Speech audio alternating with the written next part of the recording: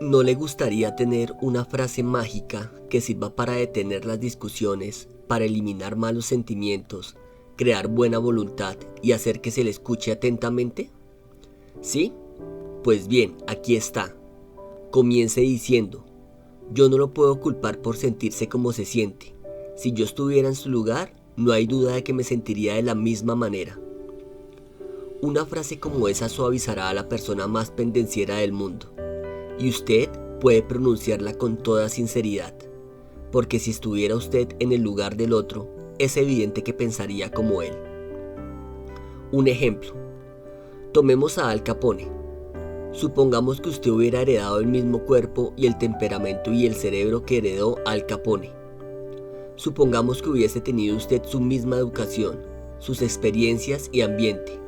Sería usted precisamente lo que él era, y estaría donde estuvo él. Porque esas cosas, y solamente esas cosas, son las que lo han hecho como es. La única razón, por ejemplo, de que no sea usted una víbora de cascabel, es que sus padres no eran víboras de cascabel. Muy poco crédito merece usted por ser lo que es, y recuerde también que muy poco descrédito merece por ser como es la persona que se le acerca irritada, llena de prejuicios, irrazonable. Tenga compasión del pobre diablo. Apiádese de él, simpatice con él, dígase: ese, si no fuera por la gracia de Dios, podría ser yo. Las 3/4 partes de las personas con quienes se encontrará usted mañana tienen sed de simpatía. Déles esa simpatía y le tendrán cariño. Yo pronuncié cierta vez una conferencia radiotelefónica acerca de la autora de Mujercitas, Louisa May Alcott. Naturalmente, yo sabía que había vivido y escrito sus libros inmortales en Concord, Massachusetts. Pero sin pensar en lo que decía, hablé de una visita hecha por mí a su viejo hogar en Concord, Nueva Hampshire. Si hubiera dicho Nueva Hampshire solo una vez, se me podría haber perdonado, pero desgraciadamente lo dije 2 veces. Me había asediado por cartas y telegramas, agrios mensajes que giraban en torno a mi indefensa cabeza como un enjambre de avispas. Muchos de ellos mostraban indignación. Unos pocos eran insultantes. Una ama colonial criada en Concord, Massachusetts, y residente por entonces en Filadelfia, volcó en mí su ira más ardiente. No podría haberse mostrado más punzante si yo hubiese dicho que la señorita Alcott pertenecía a una tribu de caníbales. Al leer la carta reflexioné: gracias a Dios que no me he casado con esta señora. Tuve impulsos de escribirle manifestándole que, si bien yo había cometido un error geográfico, ella lo había cometido en cuanto a cortesía. Esa iba a ser mi frase inicial. Después ya vería lo que pensaba de ella, pero no lo hice. Me dominé. Comprendí que cualquier tonto acalorado haría lo mismo. Yo quería estar por encima de los tontos. Por esto decidí tratar de convertir esa hostilidad en amistad. Sería una especie de desafío, una especie de juego para mí. Me dije: después de todo, si yo estuviera en su lugar, pensaría probablemente lo mismo que ella. Así pues, decidí simpatizar con su punto de vista. Tuve que ir a Filadelfia y no tardé en llamarla por teléfono. La conversación fue algo así. Yo: señora fulana de tal, usted me escribió una carta hace pocas semanas y quiero darle las gracias. Ella, en tono culto, bien educado: ¿con quién tengo el honor de hablar? Yo: usted no me conoce, me llamo Dale Carnegie. Hace unos pocos domingos di una conferencia sobre Louisa May Alcott y cometí el error imperdonable de decir que había vivido en Concord, Nueva Hampshire. Fue un error estúpido y quiero pedirle disculpas. Fue usted muy amable al dedicar parte de su tiempo para escribirme. Ella: siento mucho, señor Carnegie, haberle escrito como lo hice. Perdí el tino, quiero que me disculpe. Yo: no es usted quien debe pedir disculpas, sino yo. Un niño no habría cometido el error que hice yo. Pedí disculpas por radio el domingo siguiente, pero quiero pedírselas personalmente ahora. Ella: es que yo nací en Concord, Massachusetts. Mi familia se ha destacado en ese estado durante 2 siglos y yo estoy muy orgullosa de todo lo que se refiere a Massachusetts. Me afligió mucho, en verdad, oírle decir que la señorita Alcott nació en Nueva Hampshire, pero estoy avergonzada de esa carta. Yo, le aseguro que usted no pudo afligirse ni la décima parte de lo que me afligí yo. Mi error no lastimó a Massachusetts, pero a mí sí.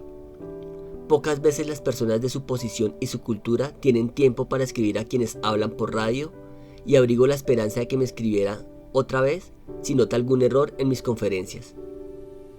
Ella, quiero que sepa que me ha gustado mucho la forma en que acepta usted mis críticas. Debe ser usted muy simpático, me gustaría conocerlo mejor. Así, pidiendo disculpas y simpatizando con su punto de vista, logré que ella se disculpara y simpatizara con el mío. Tuve la satisfacción de dominar mi mal genio, la satisfacción de devolver bondad por un insulto, y me divertí mucho más al conseguir la simpatía de esa mujer que si le hubiera dicho que se arrojara de cabeza al río. Todo hombre que ocupa la Casa Blanca se ve diariamente ante espinosos problemas de relaciones humanas. El presidente Taft no fue una excepción, y por experiencia conoció el enorme valor químico de la simpatía para neutralizar el ácido de los resquemores. En su libro Ética en Servicio, Taft da un ejemplo bastante divertido sobre la forma en que suavizó la ira de una madre decepcionada y ambiciosa. Una señora de Washington, escribe Taft, cuyo marido tenía cierta influencia política, trató conmigo durante 6 semanas o más a fin de que designara a su hijo para cierto cargo. Consiguió la ayuda de senadores y representantes en número formidable, y los acompañaba a verme para cuidar que defendieran bien su pedido. El cargo requería una preparación técnica, y según las recomendaciones del cuerpo administrativo, designé a otra persona. Entonces recibí una carta de la madre diciéndome que yo era un desagradecido, por haberme negado a convertirla en una mujer feliz con un trazo de mi pluma. Se quejaba, además, de haber trabajado con los legisladores de su estado para conseguir todos los votos en favor de un proyecto en que yo estaba especialmente interesado, y que esta era la forma en que yo le pagaba. Cuando uno recibe una carta así, lo primero que hace es pensar cómo puede mostrar severidad con una persona que ha cometido una impropiedad o aún una cierta impertinencia. Entonces escribe uno la respuesta, pero, si es prudente, guarda la carta en un cajón y cierra el cajón con llave. La saca uno a los 2 días. Estas comunicaciones pueden retrasarse siempre 2 días, y entonces no la envía ya. Ese es el camino que seguí yo. Pasados 2 días me senté a escribir otra carta, una carta tan cortés como pude, en la cual decidí a comprender la decepción maternal en las circunstancias, pero que en verdad el nombramiento no dependía solamente de mis preferencias personales, que tenía que elegir a una persona con experiencia técnica y por lo tanto había tenido que seguir las recomendaciones del cuerpo administrativo. Expresaba la esperanza de que su hijo realizara en el cargo que ocupaba las esperanzas que en él depositaba la madre.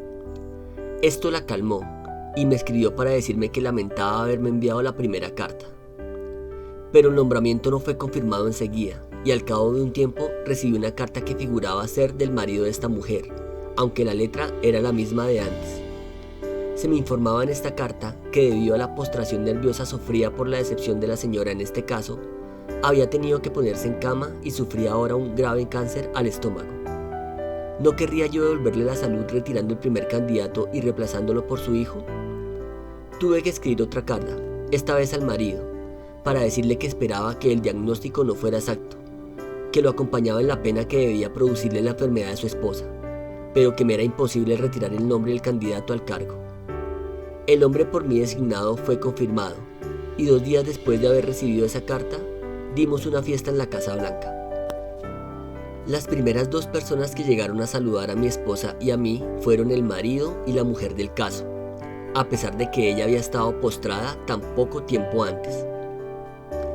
John Markham representaba una compañía de mantenimiento de ascensores y escaleras mecánicas en Tulsa, Oklahoma, que tenía el contrato de mantenimiento de las escaleras mecánicas de uno de los principales hoteles de Tulsa. El director del hotel no quería clausurar las escaleras por más de 2 horas seguidas, debido a los inconvenientes que eso causaría a los pasajeros. La reparación que debía hacerse insumiría por lo menos 8 horas, y la compañía no disponía de un mecánico especializado en todo momento, como habría sido necesario para satisfacer al hotel. Cuando el señor Mangum logró agendar a un buen mecánico para hacer el trabajo, llamó al gerente del hotel y en lugar de discutir con él para obtener el tiempo necesario, le dijo: Rick, sé que su hotel tiene muchos pasajeros y a usted le gustaría que la clausura de las escaleras mecánicas se redujera a un mínimo. Entiendo su preocupación por este punto y haré todo lo posible por acomodarme. No obstante, después de estudiar la situación, hemos llegado a la conclusión de que si no hacemos el trabajo completo ahora, la escalera podría sufrir un perjuicio más serio y la clausura a la larga sería más prolongada. Estoy seguro de que usted no querrá causarle ese inconveniente a sus pasajeros durante varios días seguidos. El gerente debió admitir que un cierre de 8 horas seguidas era preferible a uno de varios días. Simpatizando con el deseo del gerente de mantener felices a sus pasajeros, el señor Mangum pudo hacerlo pensar como él, fácilmente y sin rencores. El doctor Arthur Gates dice en su espléndido libro Psicología Educacional: la especie humana ansía universalmente la simpatía. El niño muestra a todos unas lastimaduras o aún llega a infligirse un tajo o un machucón para que se conduelan de él. Con el mismo fin, los adultos muestran sus cicatrices, relatan sus accidentes, enfermedades, especialmente los detalles de sus operaciones quirúrgicas.